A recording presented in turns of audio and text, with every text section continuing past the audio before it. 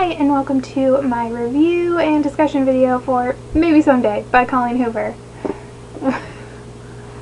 I'm not sure how coherent this is going to be because I'm just so still in this book in my head. I don't know. This is Colleen Hoover's latest book, which just makes me sad because I want another one so much.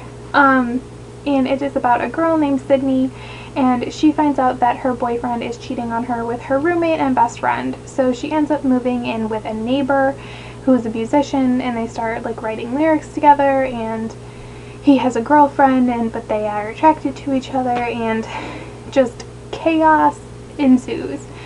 This is a cheating book. Like, the concept of cheating, you could definitely say that Ridge cheats on his girlfriend with Sydney in the context of this book. I don't like cheating books. The only cheating book I've read really and didn't mind is Anna and the French Kiss, because that is a cheating book. Even if you don't realize it is, it is. Yeah, just because cheating is wrong, in my opinion, so reading it and trying to support characters can be a little bit of a challenge. I actually almost didn't read this book because of that. But Colleen Hoover had posted, let me put this on. Colleen Hoover had posted on Facebook that she also doesn't like cheating books, but she just couldn't get these characters out of her head. So I was like, you know what? Let me give it a shot. Give it a shot. And I'm so glad I did. I think this might be my favorite Colleen Hoover book. I mean, I love Hopeless and Losing Hope, but oh, this might be it. I loved it so much. The other thing is, because it deals with like lyrics and music and everything, there's actually a soundtrack that goes with it. So I didn't do this, but the book comes, where's the little note? You could do like one of those like scanner things and get the music. I just bought the album off of iTunes. It was like $8, and I figured I would support them anyways, and basically listen to it on repeat while reading the book. And the music is freaking amazing. It's so good. I'm still listening to it. I like can't stop listening to it to save my life. But it's the lyrics that they write in here. So if you've read slam, you know how there's like the slam poetry. This is the same way. It just has lyrics. It's fine, song. Like here, there's just lyrics, and it's the exact same song or words that are in the songs. So if you're going to read it, I highly recommend checking out the music and listening to it while you're reading, or listen, like if you can't listen to anything while you're reading, listening to the songs like around the same time or whatever. It totally enhances the experience. Per usual, Colleen Hoover does an amazing job with characters and relationship development, and not just Sydney and Ridge. Like, I mean, their relationship is great too, but Ridge and his girlfriend, like, you know, she could have easily made his girlfriend just like a bitch, and then you'd be like, oh, well, But no, you like her, and Sydney likes her, and that makes it even more of a struggle. And then you have Ridge's friend Warren, who lives with them. He is so well developed as well, and you get to see his relationship with Ridge and his relationship with Sydney, and it's him and Sydney are probably, that relationship, that friendship is probably my favorite in the whole book. It grows so much and changes so much, but it's so good. Read it. Even if you're a little nervous about the whole cheating thing, read it. Also, it has like sexual elements to it, but not very much. Like, there's really only one sex scene, and the rest is all just very sensual, but not in an over-the-top way, in my opinion. So if you're a little apprehensive about new adult for that reason, this might be a good entry point for you. And when sex occurs, I think it's pretty obvious, so in theory, if you wanted to, you could just skip that. This is where it's going to get like even more incoherent, is the discussion, but I feel like there's things I want to talk about. So now I'm going to talk about spoilers. I don't even know where to begin. I've been trying to write a review too, and I'm just like struggling with it. Oh my gosh, freaking Ridge being deaf. Like, what the hell? It's so interesting. I mean, first of all, I love textual communication, like when characters text or email. I love that in books. I don't know why, but I really like it.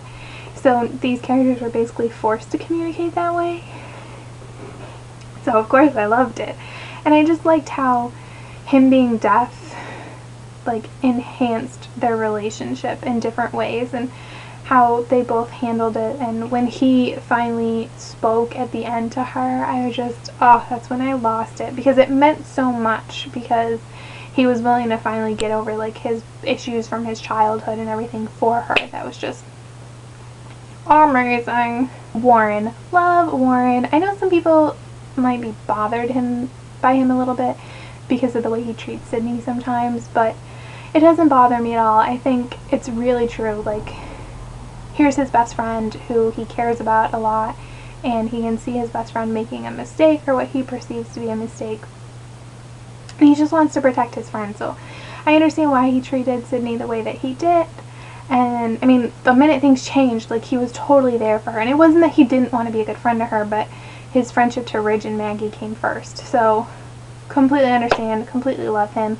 Kind of want a book about him, but I'm not sure about Bridget or Brigitte or whatever. I'm not sure about her just because she was barely in it, so I feel like if I got a book about him, it would have her in it too. The whole Maggie's illness thing came out of nowhere for me. Like, obviously we knew something was wrong with her. And I'm so glad she stood up for herself and was like, no, you don't really love me, or that way, and I just want to be free, and I want to do whatever I can with the time that I have left. And I've been re-listening to the soundtrack, like I said, and I feel like that's kind of what Something is all about. The song Something is like him subconsciously realizing that he's only with her because of their past. Oh, I thought the ending, so there was, when he kept stealing Warren's, like his keys and his condoms and stuff to get him to tell him where Sydney was, I thought that was funny. But then when he went to go see her, I just really didn't want them to get together right then, because he had just broken up with his girlfriend, and it just, that would have been a little soon for me personally, but at the same time, I didn't want them to wait a long time, because that's what happened with Maggie, and I didn't want, like, the cycle to continue or whatever. But I thought that she found a nice medium where he was like, okay, I'm gonna wait for you as long as you need, but then he was like, screw that, I'm only gonna wait like 3 months, and then I'm gonna like basically force her. Whoa. So I really liked that. And then I loved at the end when she like signed the word when, because he was like, you just tell me when, and then she signed it. That was so adorable that she was willing to learn.